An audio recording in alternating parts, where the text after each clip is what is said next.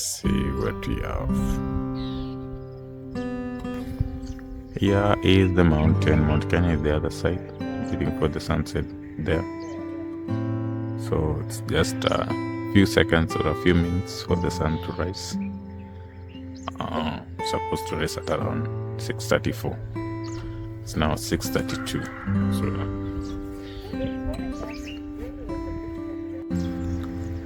look at that. The sun is almost up.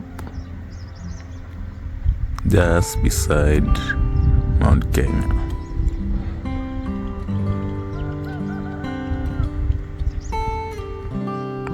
See how it rises.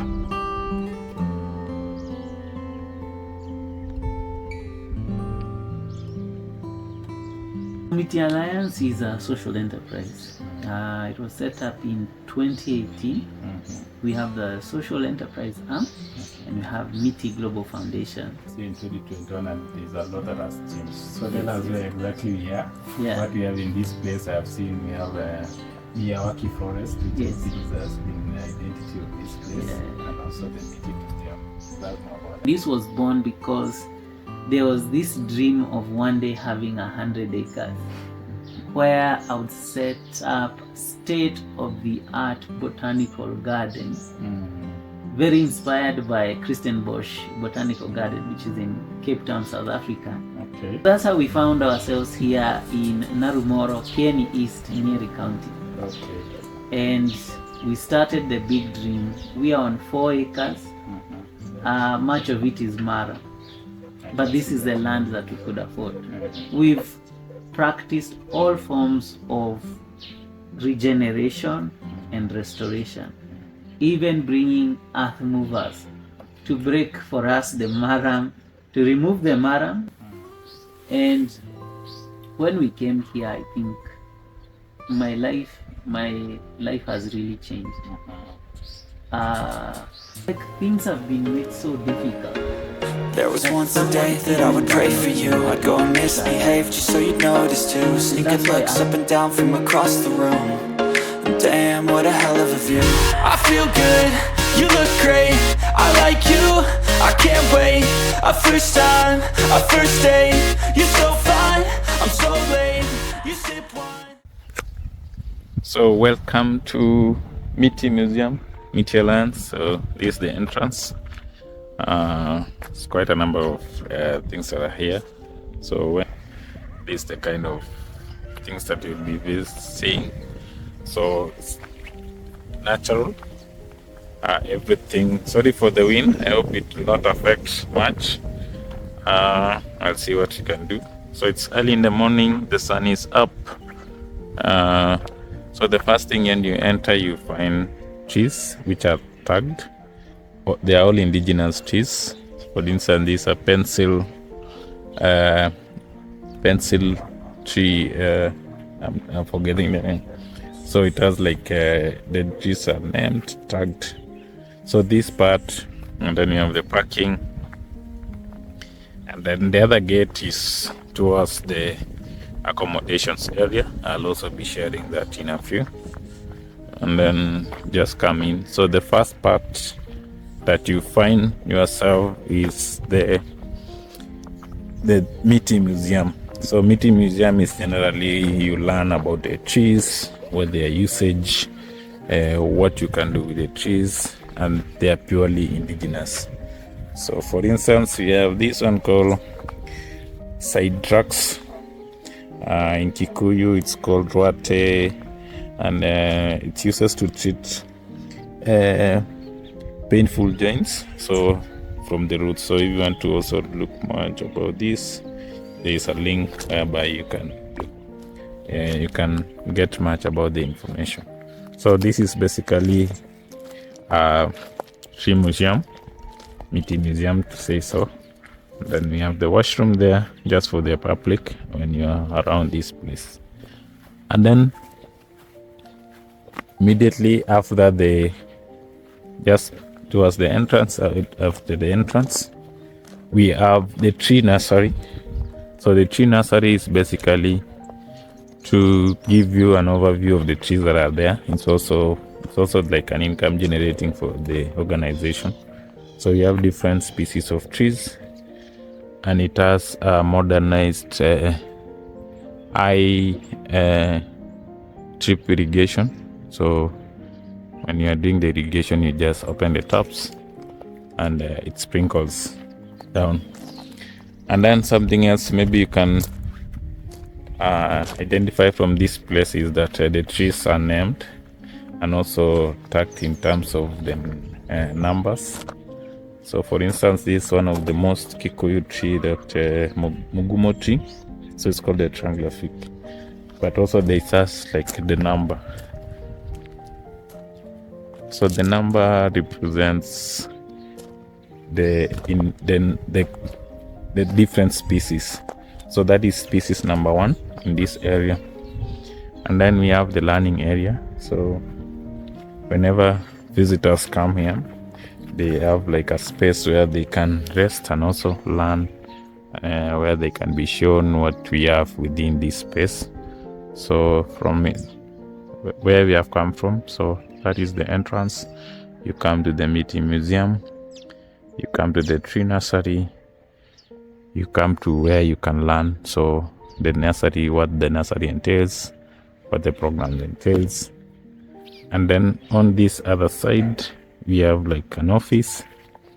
And the office, I'll be sharing more about the office, how it has been built. Sorry, with those of the sun. So this is an office. And then there we have a shop whereby they also sell the products and the products. Then on this other side, we have like a kitchen garden, modernized kitchen garden. It's purely organic. Okay, let me see if we can get inside. So the kitchen garden has drip irrigation, as you can see. It's a bit dry at the moment, but it has quite a number of things, and everything here is organic. There's nothing like inorganic fertilizers and everything else. So inside we have like rabbits, and there's something interesting about the rabbits, if I can tell you. The rabbit urine is also collected from this side.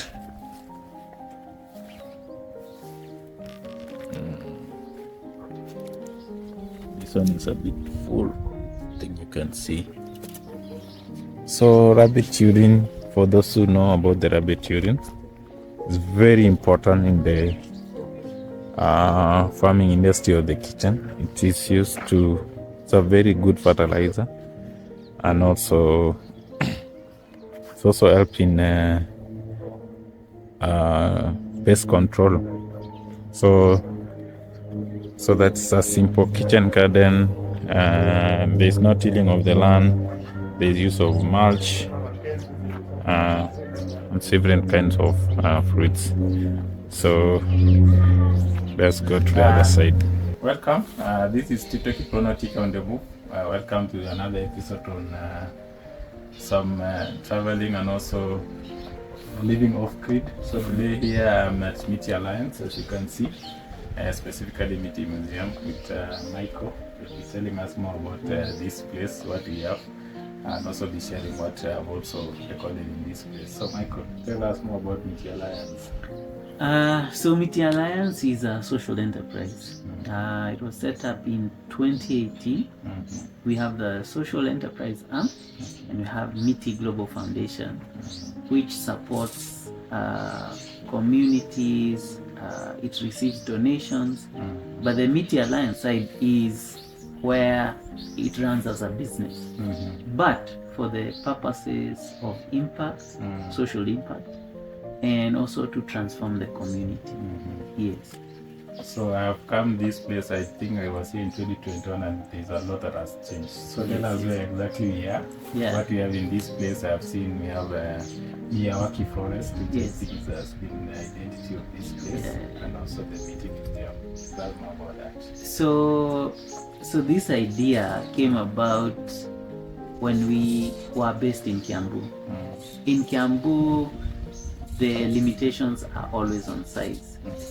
Size of land, size of how big is your house. It's 50 by 100. Yeah, the And population is quite huge. the population has greatly increased, and for me, what was very important to think and do was, there are so many people we want to reach. There are so many communities we want to teach. There are so many children in the schools that we go to that we want to reach, that we thought, if we don't do something about it, what can we start with? So that's where the idea of the MITI Museum was born. And this was born because there was this dream of one day having 100 acres where I would set up state-of-the-art botanical garden, very inspired by Christenbosch Botanical Garden, which is in Cape Town, South Africa. Okay. That really inspired me. But I was inspired even before I ever went to Christenbosch, because we're in 2026 now, and I went in 2025. That is just a year ago. Yeah. But the MITI Museum was there even before I went to Christenbosch. And funny how things come together is that I wanted 100 acres. I wanted to set up sustainable forestry systems, agroforestry systems, Miyawaki forests. And I wanted to make sure that I protect and set up a place that would protect rare indigenous trees. So as fate would have it, the 100 acres never came by due to lack of funding. I don't have that money to buy the land. In the places I found the 100 acres, it was either very dry, the land was already it was close to more of arid, and the places I could find, I could only afford so much. So that's how we found ourselves here in Naro Moru, Kieni East, Nyeri County. Okay. And we started the big dream. We are on 4 acres. Much of it is Mara, but this is the land that we could afford. We've practiced all forms of regeneration and restoration, even bringing earth movers to break for us the maram, to remove the maram and use it for our pathways and the road that you came with. That's a rough road. And also just to try and see, okay, with the space that we have, what can we do? There are actually certain bushes that can grow here. Trees, different vegetables, the kitchen gardens. So we decided we'll set up a model Miyawaki forest.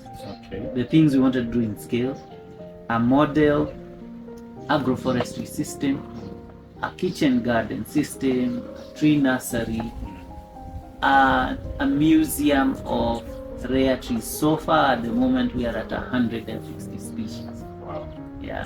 So it has taken time though. So some we buy them in pairs so that if one dies, another one survives. Continuation. Yeah. So we've done that. We've set up cob houses, and we just did a build last weekend. And my background is in renewable energy. What I studied in school, my master's. It's renewable energy and sustainability. So we set up this facility to run fully on solar. So you are off grid. We are off grid completely. Okay. We also set up water harvesting systems. We don't have a borehole. A borehole is quite expensive, and true to the fact that I see many people who have done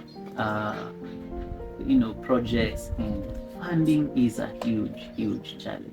Quite challenging. Yeah. So we decided to set up a dam and collect about 1 million liters. 1 million liters. Yeah.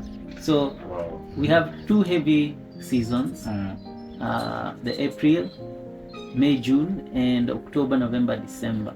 Okay. So we fill the dam in the long rains, which is April, May, June.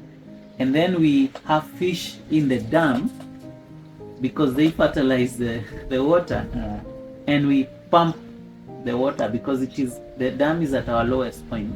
Okay. We pump it overhead to water everything downstream again, like with The landscape. the landscape. So that has really helped. Okay. Because the challenge was people directed their runoff onto our land because we have a road just above us. Yeah. So everybody kind of shaped it in a way because it enters our land from our side. So you use that to your advantage. We just received it with both hands. That's Yeah, another way of so- saying yeah. disadvantage of other people becomes advantage to yourself. Exactly. Yeah. So we created sink dams to sieve the silt and waste with grass. As the water moves. As the down water the stream. moves, Okay. it purifies. And then it is received on a last concrete sink dam that fills and then overflows as clean water or as brownish nutritious water because it's coming as it's picking topsoil Nutrients, yeah. from everywhere. So having that water has really helped us. All our roofs also are designed in a way to point towards that dam. So everything is collected and it goes straight to the dam. And for us, that's very important. That's what has brought this change. Our Waiyaki has 43 species and it is 400 square meters. For the 3 species. So each Yeah. and every space has a different Species, yeah. And because of this forest, biodiversity has come back. We have about 25 bird species that have been identified by a specialist. And then that has really helped us. Whenever it rains, and I hope we get a macro photographer one day to come here, is to see someone come and document the bugs. The birds. Yeah, the bugs are so tiny and so small, so colorful. So when it rains, after 1 week, we have so many things flying, bats coming. We even had bats invading our roof, a whole colony or so many. Then they moved. Then they come back. So I think they'll be back when it rains again. So a lot of biodiversity happens. And because of that, we set up Airbnb for visitors to come and stay here. So whoever will be watching this, I hope they will come and visit. I have stayed in one, so it's very close. Or people who want, we have a container house for people who want to come and stay for long stays as they work. We can call it like a work away kind of a thing. You're working but you're away. There's internet, there's connectivity, but also you keep on enjoying the environment. And especially the pond, and I'm sure you've seen it, which is where we have a seat there and kind of enjoy the space and enjoy how it is. And in the meantime, we are still building more cob houses as we are training people and the community on this method of sustainable construction. So we kind of made it so that people can replicate. Yeah, because we even have bees and we get our own honey. From the kitchen gardens, we get our own food. So right now, maybe what we are buying would be, because we have kids, it's rice and unga ya chapati. The rest you produce it here. Yeah. Maize, we have a coordination between our parents and a few friends and an organic farm that we buy from. So we get our share of maize from my parents, parents of my wife, and we get that and we know which farm it is coming from. So it's direct from the farm. Yes. So it's not sprayed, it's not done anything. Then from my wife's side, we have her grandma whose place is full of bananas and arrowroots and sweet potatoes. We get that when they are in a different season. Then here, when we're in the season, we have sweet potatoes all around the dam. Yes, I've seen them. We harvest. Once we harvest, we get a share of at least 3 months. Then we share with them who shared with so us. it's now like a butter tree. It's like butter trade. Yeah. And we have a friend in Timau who also has sweet potatoes, really the yellow ones, as we have the white ones. So we trade, and she also has avocados. Yeah. And then we also have avocados from the first MITI nursery in Gekambura, Kiambu. The avocados have now already grown and mature. And we also have cassavas from there. So it's quite a lot. You are living on organic life. Yeah. And that is interesting. Honestly, my health has improved. I would say I really had serious stomach problems. Serious stomach problems for so long. And when we came here, I think my life has really changed. There's a lot of walking from the bottom of the shamba to the bottom, up and down. There is physical work. There's no way you will avoid physical so you work. have exercise on your own. Like today, people won't be there. You have to carry the seedlings to someone who has come to buy. You need to have the energy or the strength to carry a whole tray of seedlings because we sell the seedlings. So when you think of such things, you're like, ideally in a typical day, I would be sitting in the office the whole day. And if I sit in the office the whole day, I have not put in my exercise. If I have not put in my exercise, I'm getting a belly, you know, and maybe I'm not moving that much. So movement is very critical. Yeah. So that's what we have at the moment.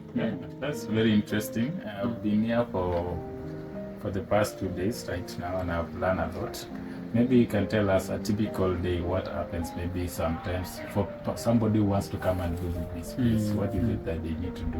What is it that they will come out of it? Because I know there's quite a number of it. We have the tree nursery, which is also a model of now. It's also a learning platform for them. There's a MITI museum you have mentioned, and there's also a cop house. It is also living organic life without using maybe the cement or anything else. So maybe you can tell us a typical day. If somebody comes here, what is it that they are expecting to find? Well, a typical day, for me, of course, I like to get into the office at around 8 or 9. It depends if I'm dropping the children to school. That's another family life. You have to do the balance. It's just like anyone. Even if you're living in Nairobi and your kids are going to school, you have to drop them as you go to the office. So the arrangement could be that I have alternate weeks or days that I'm dropping them or picking them. So on a good day, it starts, I'll be back and I'll be in the office at 9 sharp in the dot. So that's the discipline factor of it. Oh, 9. That one, for me, time is a must. Is essential for your success, for the things that you're doing with your life. So at 9, I'm in the office, and at this point, I'm looking at what were my goals that I had planned for that week. I have a project planner, so I look at that first. I like taking calls from around 11 because I find it very destabilizing if I start calling who has the manure been brought, has this been brought. And I like from 11 handling anything, phone calls from that time. I still am trying to change the habit of answering emails in the morning to past 11, but it's like I feel there's a sense of urgency that I have to deal with these emails or deal with this and that and finish with it for it to get out of my way. But I start at 9, I look at my project planner, I come out, I see what's happening. If there's a site under construction or under maintenance, I go see. If there's a team going, we sit down, Maybe if it is a Monday, people plan their whole week on Monday. And you have the team meeting and everybody goes where they are supposed to be going. And then I focus on my work from like 10. So 9 after your planner and talking to the team members who are here is like, okay, everybody knows what they are supposed to be doing. You are leaving, this one is staying, this one is doing their report, this one is doing this. Then now I kind of just dive into the emails, respond. At 11 I make my phone calls, and then I hit a slump between 12:30 to 1 because now I know lunch is approaching. I'm still on the lunch at 1 because I don't have breakfast. So from night to the day, it's just my intermittent fasting. Honestly, it works for me. Yeah, but I do have a coffee in the morning. Coffee is something Yeah, that I you do. rejuvenate yourself. I do like taking a cup of coffee in the morning. I'll have something at 10, but if not, I'm still okay. Yeah, I don't know. I just feel like I can keep acting. Then at 1, I'll have my lunch, and occasionally I'll take a nap. And then in the afternoon is when I can deliver. Yeah. I can really work well in the afternoon. Up to like 5 or 7. I can really work in the afternoon. Okay. So during the day, for people coming, they are slotted into the 9 to 12 visiting hours or the 2 to 5 visiting hours. There are team members who will take them through the whole place. And if they are coming for the full day, lunch is included, refreshments. We have a special herbal tea that we have. Oh, nice. And there is food from the garden. And we try to keep the lunch to be from the garden as much as possible, or from the other farms that we pick from. That would be sweet potatoes, arrowroots, things like that. And once everybody comes, we have this meeting area. People come, they have their session, breakout, they have their discussions, they talk, they have the lunch, to continue in the afternoon if you are full day. But if you are 9 to 12, we fit everything into the morning session and up to noon, where we break into groups. This group is going to the MITI Museum site, this one is going to the farm site. Then they loop so that they don't meet each other. We can handle a maximum of 40 at a go. 40 people that go for the training or for just a visit? For the visit. Okay. For training, I'd say a training of 20 is always ideal, because then it is not overwhelming to the trainer. Whether you're talking about composting or doing a demo on vermicomposting or vermiculture, kitchen garden preparation, rabbits, chickens, all those kind of things, or pruning. When you have a group of, if you are 20 and you break into 2, you have 10. 10 can surround you and they can see your practical. And really for us, it's more of emphasizing on environmental conservation education. Where we want to showcase this so that others can replicate and emulate. We're in a semi-arid region, and for us it's such a pity to see the young people move out, because we have a higher older population, and the young people, when we see the young, because we've been here long enough to see someone come in for school, come here as a kid in school, and then leave. So and then they disappear. You don't see them in the community again. So that's rural-urban migration. So I felt a pity, because there's so many people moving to the city, and there's so much still that they could get from there. So how do we facilitate that? So we are starting at the initial stage.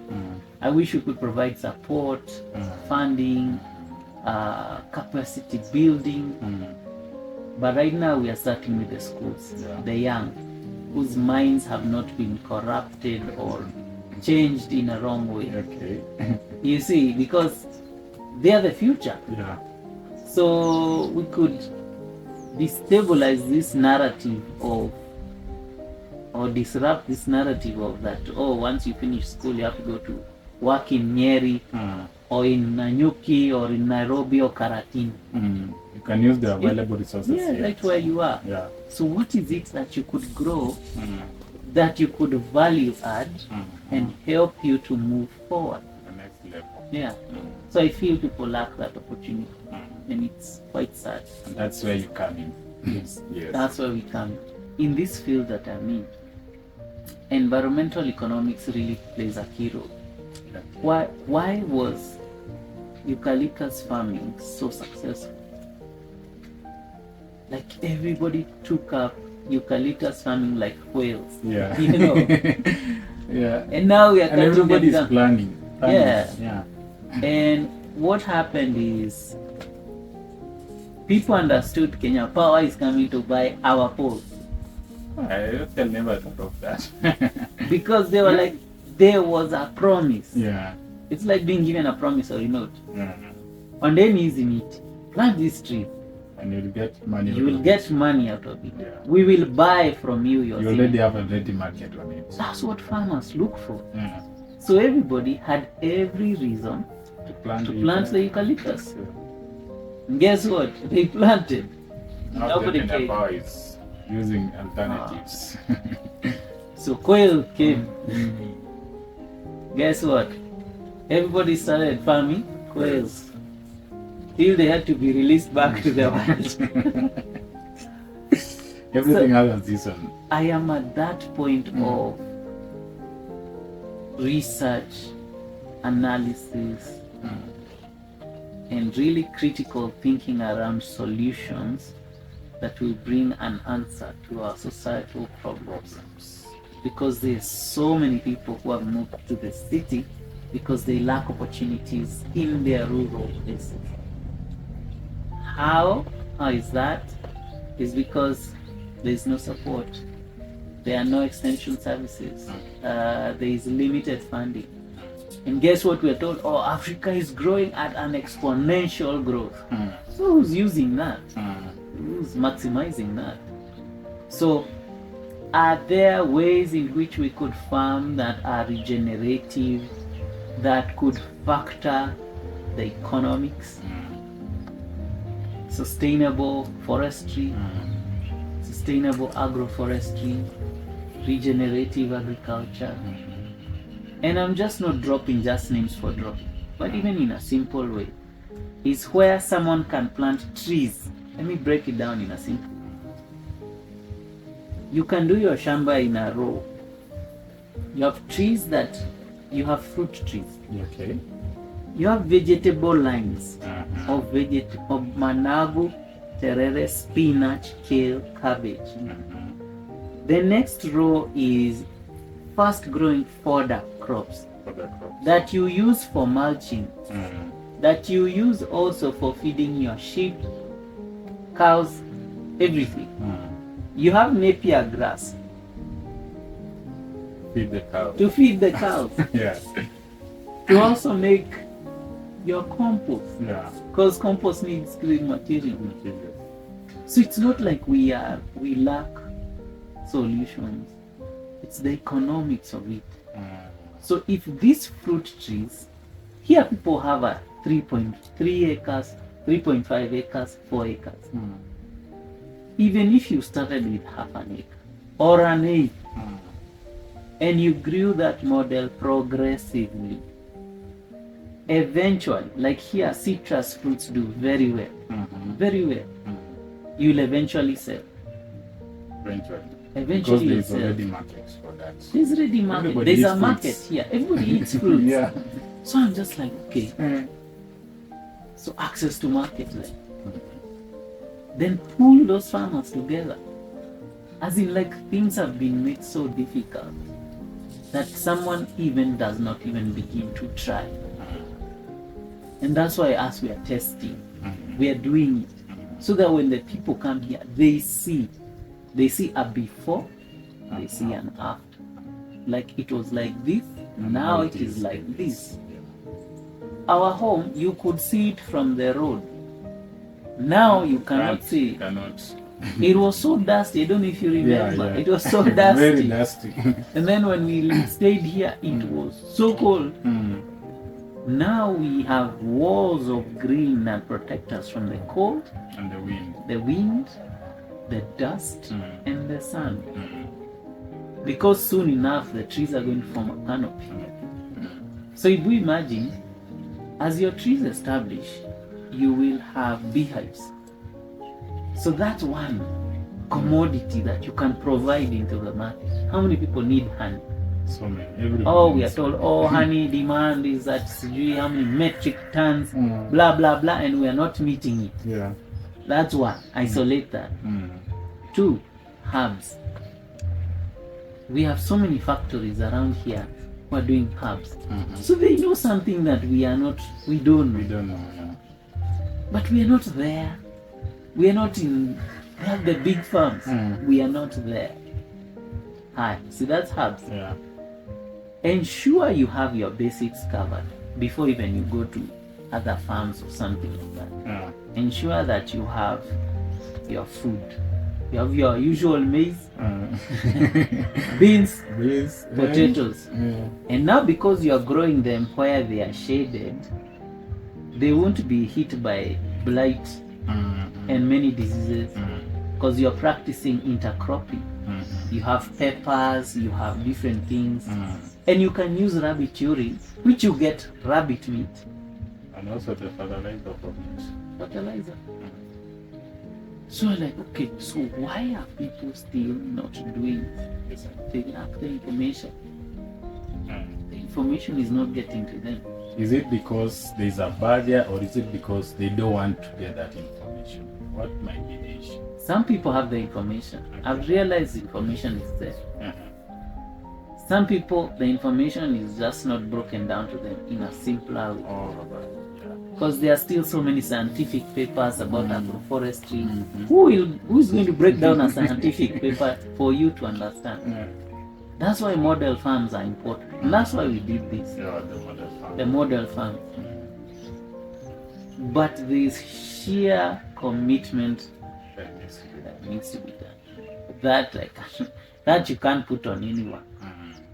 Because here the dry spells come. If you didn't harvest water, sure. When it rains here, it pours.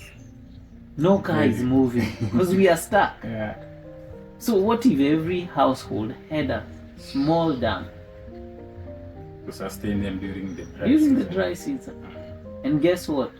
They had a submersible solar pump. So they are not using electricity. Because remember, we are off grid. But my neighbors don't have electricity. People don't have electricity here. So when you come here, you will feel like you're in the city, but outside the city. Yeah. But you're using solar lamps. Yes, we're using solar. So solar power, we have 10 kVA. So we could make a small factory. Inside, yeah. Yeah. But we had to look for capital. We had to look for money. We paid for that solar solution. Because it's not like It's a one-time cost. it's a one-time cost, but this is a lifetime solution. Yeah, of course you have to do repairs, maintenance, and things like that. But my neighbor next door does not have power. I cannot start supplying them the power. Like how I don't even have a license. Yeah. It's my own solution. How can I supply them power? They have a smaller solar solution. Solutions, yeah. But remember, I'm the last person. The line is up that way. The transformer cannot allow power to reach here. So all these people on this side They do don't not have have power. power. Now imagine someone is starting at the no power point. They have no power. That's the point you're starting with them. Yeah. So the challenges are so many. When community water here breaks, if you didn't have a way of storage, water comes twice a week. And now they're supplying us at night only, Only when you are asleep. when we are asleep. So even just the other night, I woke up at like, no, I had not slept. I decided to stay up. Waiting. Unajua ile ya umoja. Not in a bad way, but we lived sometime in umoja. In Nairobi. And we would wake up to fill containers, The containers. with water. The sky plast. Yes. And just go up the stairs. We were on Jerry second cans. floor, third floor. Jerry cans, and we plan them and we close them with a polythene bag so that they don't leak. They go down. And you are there with all other neighbors in the cold. It's like midnight, and you will fetch until 2 a.m. Because you know you must shower. Of course, yeah. You must wash dishes. You have to go somewhere. You have to go somewhere in the morning. And you must also wash clothes. And there's a small baby in the house. So I'm just like, okay, this is actually the same. It's just a little bit different. Because you are in the rural. Because I'm in the rural. I have tried to automate it. But there's a few tanks that must fill. And I know they fill very fast. So I have to turn so that the rest of the water goes into another reservoir. To fill that as well. So Because that I'll you cannot use fill that. another one, yeah. Because then it will fill another one. Yeah. And then when the water is at morning at like 6, when now you're coming at you to try it fill, one tank overflowed. Put the Now that was waste. Mm. Just like it's just different problems, different circumstances. I can see that. Yeah. So people are still struggling to find capital. People are still struggling to find skills. People have limited support even when they start growing the food, because long time we had agriculture extension officers. So I've tested with avocados. Some did very well, some did very bad. Why? Because someone's sheep or goats ate the avocados. And when I questioned the person, it's like, the sheep is mine, same as the goat, and so are the avocados. How do you respond to that? It's just the casualness of like, oh man, this was another added income for you, where you have two tons, I have 1 ton. And we can get a truck coming picking my 1 ton and your 2 tons and picks another 5 tons from that person. You get your payment, I get my payment, and the avocados are delivered to over here at, you know, The factory. the factory. And we all are paying. And you have reduced the cost of maybe transportation when you are alone. Exactly. Yeah. And you have cows. You sell milk at the local collector. That's another added income. Yeah. Guess what? You're attaining financial freedom. It might look very small, but honestly, at a certain point, I have seen that there is no way you can dismiss that progressive income stream. But the structures have to favor us. Yeah, sure. Yeah. Very true. Somebody might be asking, you are in Nyeri, and you are saying that you are in a semi-arid, and we all know that Nyeri is in Mount Kenya, very green plants. Yes. How is it different from the rest of part of Nyeri? And why is it So, different? Kieni East is in the semi-arid region, The leeward side the of Mount leeward Kenya. side of Mount Kenya. Yeah. Yeah, Nyeri may have the highest forest cover in the country, I think. But it does have a semi-arid region. In fact, post-COVID, there was a drought. Kieni East was the county that received food rations, donations. And yet you'd say, there's food. But these are the parents who are left behind by the children going to look for greener pastures. They went to look for the green, they left the arid. So I'm just like, They didn't my bring God. back the green back home. They didn't bring it back.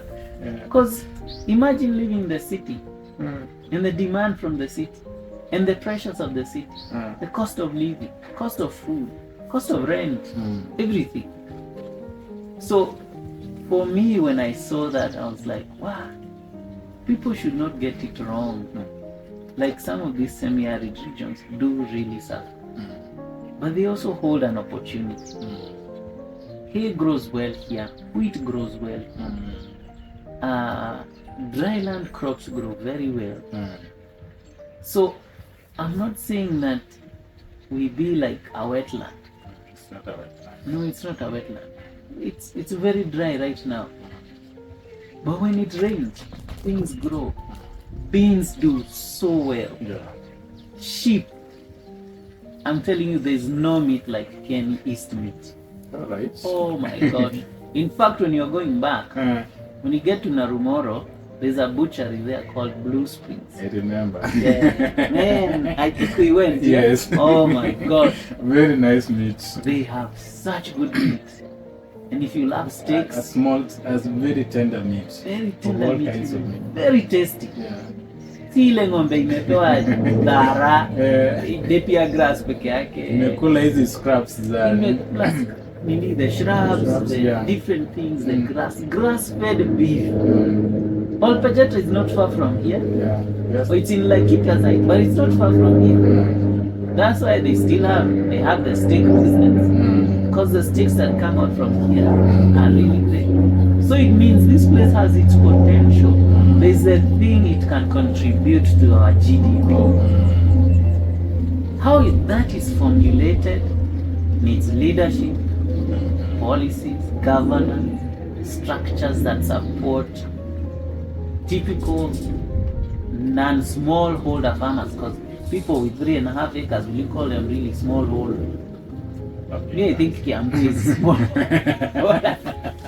Because everybody's on a 50 by 100. 50 by 100, They can only everybody. plant 2 trees Eh. and put cabro. And the whole place is covered with households. Yeah. And next door, the guy has a Apartments. wall and apartment. Not even worse still, go to Kileleshwa or Yeah. somewhere like that. Eh. I saw someone advertising an apartment being sold. Mm. And when they went, sadly, they went to the balcony and they found other guys building, and they had put a green net Net. for when dust. The dust cannot come inside the apartment. It's just like the price we go, I mean the cost of the price of that light, the glass light I'm calling. You know, like you're coming out and there's cement, dust almost hitting you because the net is right there. That's next. And you guys are kong. Construction each and Oh my every day. gosh. And they are doing day and night. And these are the guys advertising the sale of their apartment. And they won't have the same view they had when they go to Before. the next floor. This person will be seeing The other another person. block. Mm. So we are just like, I think people really need to know what sustainability is. Yeah, we may laugh, but honestly, it is sad. Yeah, you will come out of your flashy apartment and go and run in Karura and come back. But there's a lot more. There's really a lot more. It's the noise levels, the air pollution levels. Imagine the air pollution has really increased over time. And we keep wondering, oh, why are people having these issues, respiratory issues? Guys, it's not rocket science. It's linked to the environment. Yeah, and it's all that we are doing that is actually affecting it. Because at the end of the day, everything that you are doing is basically kind of what you are going to get out of it. Yeah. Yeah. So for me, I've just been concerned about that. And I wish, like, Governor Sakaja will work towards really greening Nairobi and keeping whatever greenery needs. Just waiting, because I'm seeing right now trees are being cut for the cabros to be put. Yeah. Imagine how hot it will be. The temperature of over there outside on their sun Yeah, and versus inside the Miyawaki forest, very different. very different. Very. And we can even use a thermometer and check. The temperatures are significantly lower. So imagine you have all these skyscrapers and a lot of cabro, because you know we have to stay clean, and the cars can't be dirty. I'm just like, and now in Europe people are removing cabro. And replacing it with green spaces. Green spaces. So I'm just like, okay, when are we going to turn to this? Or we have this economic model, economic funnel of let's first do what they did, then we come back. Then we come back. In fact, we should be doing what matters to us, doing what caters to our needs, not always copying blueprints that we cannot support. Not even the simplest one is waste. Waste. You know, in Nairobi, there's the waste problem. We don't have The we don't have sewer a authorized system. place where we are supposed to dump our waste. They Yeah. said Dandora was closed so Yeah. many years ago. So we're still wondering why is it that they are still dumping all our waste in Dandora. Ethiopia, I saw many years back, maybe Still in 5, 2018. yeah, they did an energy factory and they burn it using their waste. Just like, ni wapi sisi tulikosea? Sure. So for me, I'm like, I wish I could get that job of CS for environment.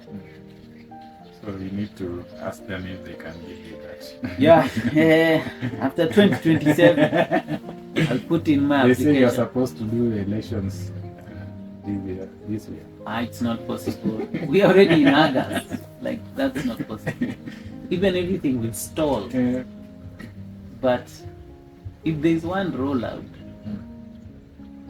I'd want to push for is that because we are really not cognizant of the damage we are causing, and there are some things that won't be reversible.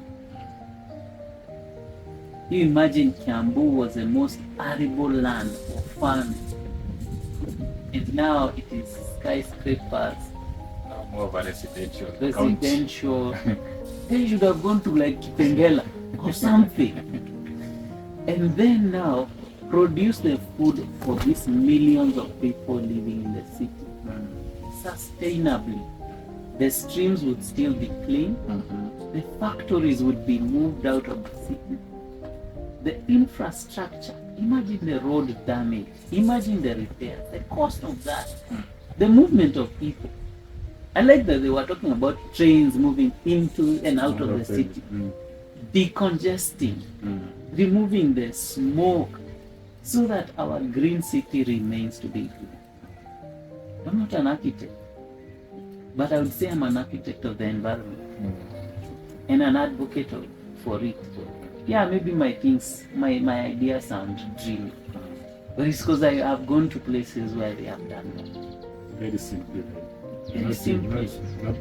Not too much technical, not too much expertise, but it's just seeing the end goal. Yeah. What is it that we actually need to achieve? You see, the sad reality is that someone, a landlord, simple example, a landlord will calculate the number of flats they can build on their land on Kiambu Road and how much they can get from not 50 by 100, 100 by 100 plot. So you lift it up, parking is at the bottom, first floor, second floor, third floor, fourth floor. And all the cars they can fit now 8 cars. On average, maybe they have 2 cars per household, husband, wife, or whatever. There must be a single person who is that block at least. But, you know, they get, let's say the houses are 30K or 40K, depending on if they are near Quickmart, Kiambu Road, Neighbors. or Naivas. So it's 40K by 8, 320. With 20 G's a month. In 10 months, that guy has 3.2 million. How many tomatoes will you have grown in a handful plot? Very small. You cannot. And they have been sprayed. They are not even as aridiki. You can stay with it for 3 months Yeah. in the same state. So for me, the thinking has been, there should have been areas that were left for farming to meet this high demand. and they be left that way. Because the huge increase in population, the demand for food is going to be there. And the cost of living and the air pollution and water pollution is going to just only increase and increase. And I know, yeah, guys love money. Yeah, guys want to make it. Yeah, I know, I understand. But there should be environmental economics applied there. Yeah. I think there's a lot that needs to be done. It's so much. We say people die because of lack of knowledge, but I think social media is also there. Yeah. People are using social media as much as possible, but you also use it correctly or responsibly to get the information that you actually need. Because even that what you are doing today is part of it. Yeah. And there's so many other people who are also doing the same. Just try to look and see what you can get out of it. Not just scrolling and seeing. I know when you put something very flashy, people will try to look at it so much, but when you try to something knowledgeable, people just skip. Yes, you can dance. Now you're in trouble. So you need to be dancing as you do this. So that Man, let's conserve the environment. so that people can get that knowledge. But all in all, we just do try as much as we cannot actually change the world but at least we bring change one person or two people. We bring that triple effect. The other person can also do the same and also do the same. So thank you so much, Michael. Thank you. Just for your information, we are just at the base of Mount Kenya. When you come here for the Airbnb, they can just wake up in the morning and see the sunrise. Very nice. I hope you will be seeing some of it, and you can see the peak of Mount Kenya very nicely. Everything, and just have a bed of it. If you also want to do like trek to Mount Kenya, you can just come here, maybe have a night. Then in the morning you just go to Mount Kenya, do your hike, come back. Even there's a hiking route to Mau Mau Caves. Naro Moru, the Mount Kenya Naro Moru route. You can go all the way to Met Station, come back. Or if you're going for the 5 days, you go, you come back. But this can be a place where people can acclimatize. And also for those my friends who use flights, we have Nanyuki. Yes, there is an airstrip. Very busy now. So busy. So everything is there. We're just bordering the Nanyuki and Laikipia County. There's a lot of plantation. Also, if you want to can do the plantation towards to the right, to the wheat plantation, just come here, have a night, continue there. I'll be showing you some of the Airbnb that we have here, and it's totally off-grid, totally organic farming, organic living. Yes, absolutely. Thank you so much. Thank you for having me. Also, I'm also trying to do the same. Maybe the next time I'll be the one showing you my place. I hope. Please invite us. Yeah, sure, I will. So thank you so much for my viewers. This is TK on the Move. We shall be moving and seeing so many knowledgeable, and it's not just about hiking or just visiting cities, but also learning some of the things that you can do. Thank you so much. Karibu. Thank you so much.